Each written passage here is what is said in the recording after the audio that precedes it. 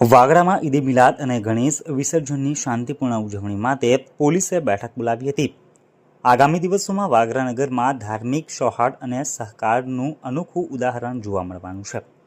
મુસ્લિમ સમાજના પવિત્ર ઈદે મિલાદ તહેવાર અને હિન્દુ સમાજના ગણેશ વિસર્જન જેવા બે મહત્વપૂર્ણ પર્વોની ઉજવણી થવાની છે।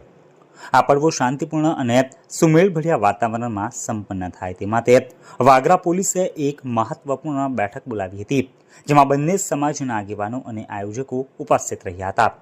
વાગરાના પીઆઈ એસડી ફુલતડિયાએ બેઠકમાં હાજર રહેલા તમામ ધર્મગુરુઓ અને આગેવાનોને શાંતિ જાળવવા માટે ખાસ અપીલ કરી હતી। તેમણે જણાવ્યું હતું કે ધાર્મિક આસ્થાનું સન્માન કરતા દરેક ધર્મ શાંતિ અને ભાઈચારાનો સંદેશ આપે છે, તેથી દરેક સમાજે એકબીજાની ભાવનાઓને માન આપીને આ પર્વોની ઉજવણી કરવી જોઈએ।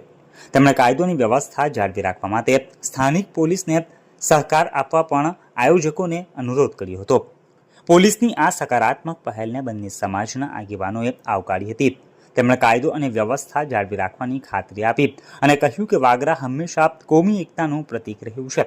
આ બેઠકમાં થયેલી ચર્ચાથી સ્પષ્ટ થયું કે આ બંને પર્વો દરમિયાન કોઈ અનિચ્છનીય બનાવ ન બને તે માટે બંને સમાજ એકબીજાને પૂરો સહકાર આપશે। આ બેઠકમાં મોટી સંખ્યામાં હિન્દુ અને મુસ્લિમ સમાજના આયોજકો અને આગેવાનોની હાજરીએ વાતનો પુરાવો છે કે વાગરાના લોકો ધર્મ અને આસ્થાથી ઉપર ઉઠીને એકતા અને ભાઈચારામાં માને છે। આ ઘટના સમાજમાં સકારાત્મકતા અને પરસ્પર વિશ્વાસનું વાતાવરણ ઊભું કરે છે। ઈદે મિલાદ અને ગણેશ વિસર્જનના પર્વો દરમિયાન કાયદો અને વ્યવસ્થા સંપૂર્ણપણે જળવાઈ રહે તે માટે વાગરા પોલીસ દ્વારા ચાંપતી નજર રાખવામાં આવશે। બંને ધાર્મિક કાર્યક્રમોના માર્ગો પર ચુસ્ત પોલીસ બંદોબસ્ત ગોઠવવામાં આવશે, જેથી કોઈ અનિચ્છનીય બનાવ ન બને। આ ઉપરાંત ટ્રાફિક વ્યવસ્થા પણ જળવાઈ રહે તે માટે વિશેષ ટ્રાફિક પોલીસ પણ તૈનાત કરવામાં આવશે।